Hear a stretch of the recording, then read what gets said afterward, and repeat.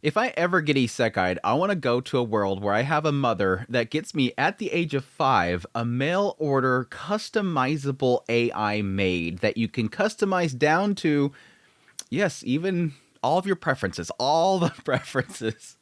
Yes, every single season always seems to have one show that starts really early, and for the spring 2025 anime season, it seems to be I Am the Evil Lord of an Intergalactic Empire, a series that already has its first 3 episodes. I've watched those episodes, and I can honestly say it's okay.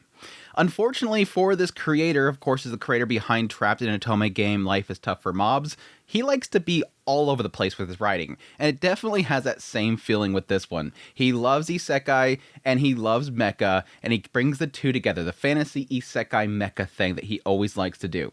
But yeah, this is my thoughts on the first 3 episodes, so let's just jump right into it. The series opens up with a salaryman in Japan who just has the worst luck.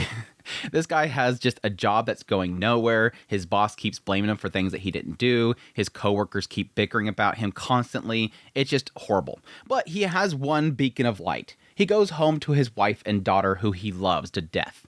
And he just works really hard just to provide for them.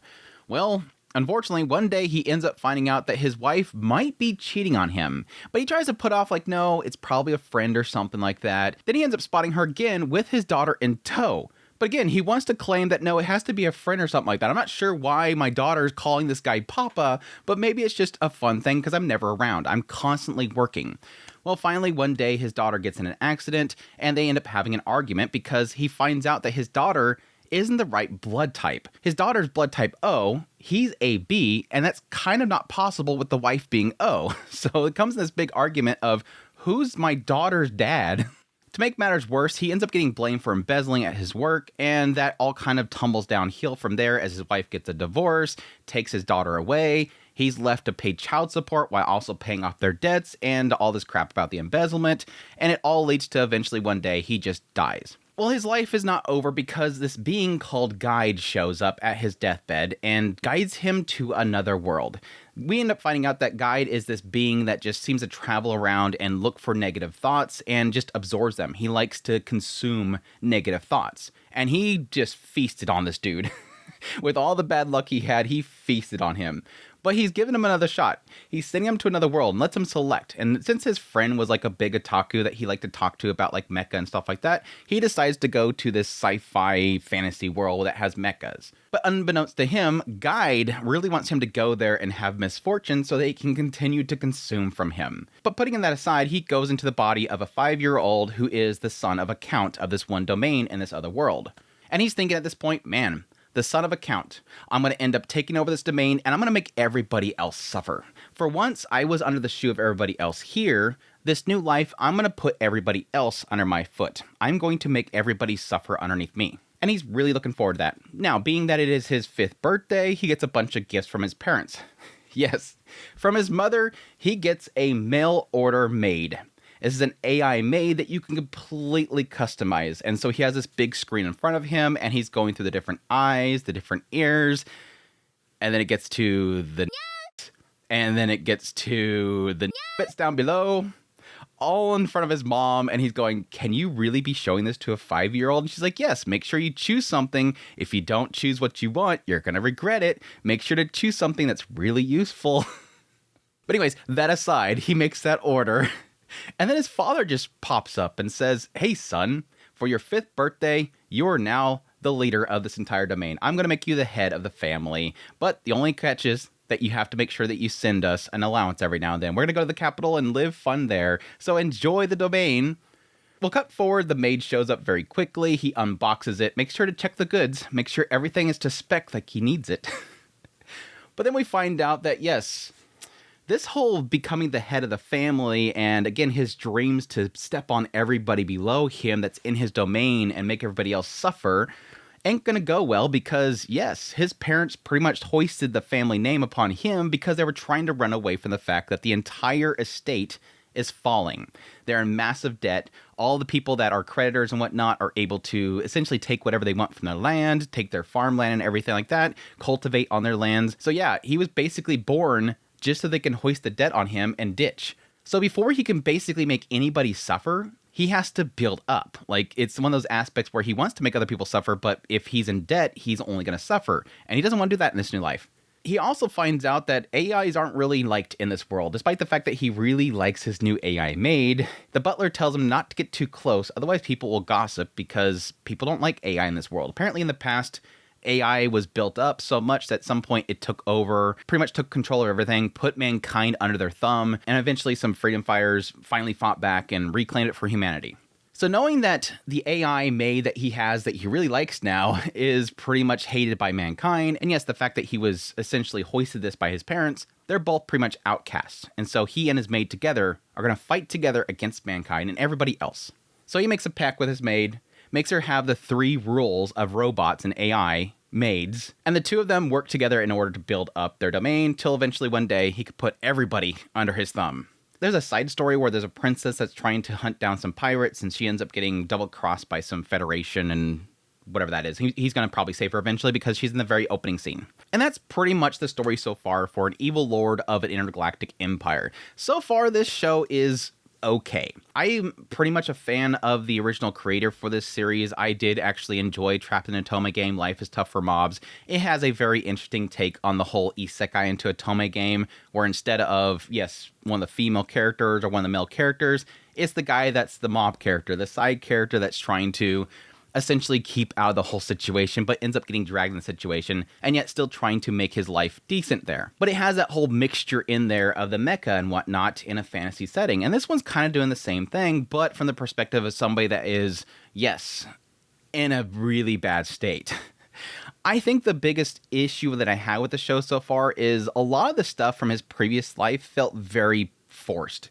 It was trying way too hard to make it seem like this guy has had everything wrong going with him.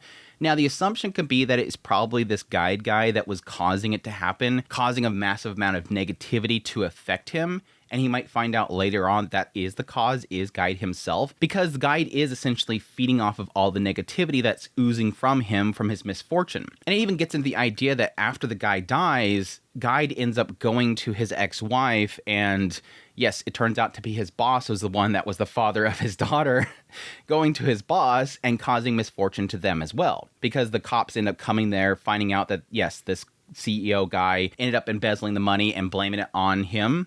And they end up arresting him, leaving his ex-wife to have nothing. So it kind of gets in that whole thing where he's even feeding off of them as well. But either way, that whole situation just felt very kind of like overly done to the sake of just making you think this guy had a horrible life. And it felt like it was going on for a little bit too long. Very front-loading a lot of that misfortune that ends up fueling him in his next life. But yes, it is kind of a good driving force for him as he goes into his new life. He doesn't want to be at the bottom again. I was the bottom here. It was miserable. I spent so many years just trying to dig myself out of debt, just hoping for one day I would see my daughter that I love still, even though I found out that it's not my real daughter. He still loves his daughter and wanted to be able to see her again. And now this new life, I'm going to make sure that I'm not in that position again. I'm going to rise up. I'm going to get all the strength that I can. He's constantly wanting to learn things and get stronger and, again, dig himself out of that ditch. But it even gets into the fact that whole thing causes trauma for him. And the idea that seeing other people step on him again or step on other people really makes him angry. They have this whole situation where at some point his AI ends up pointing out that, yeah, this guy right here is embezzling money. So he brings the guy before him. Hey, what are you doing? You're one of the lords of this land. What are you doing embezzling? Give me your reasoning. And eventually he finds out that somebody else was blamed for some embezzling and was executed. Pretty much what happened to him in his previous life. Somebody else was blamed similar to him. And his response is fury. He ends up going to the guy and cutting his head off. Only I am allowed to step on other people. How dare you step on my people? This is my money, my people. I won't let anybody else torture my people, basically. It kind of gets into what I assume the series is going to get into going forward, which is the idea that anybody that is technically under him will see good as he's trying to build himself up so that he's not under a thumb anymore. At the same time, he's going to destroy anybody that will touch what is his. And so it's going to turn to a thing where even though he wants to be an evil leader, people are going to like him because anybody that's under his thumb, he doesn't want other people to touch. I think that's pretty much the direction it's going, because He, of course, is this lord of this entire, like, area of the galaxy.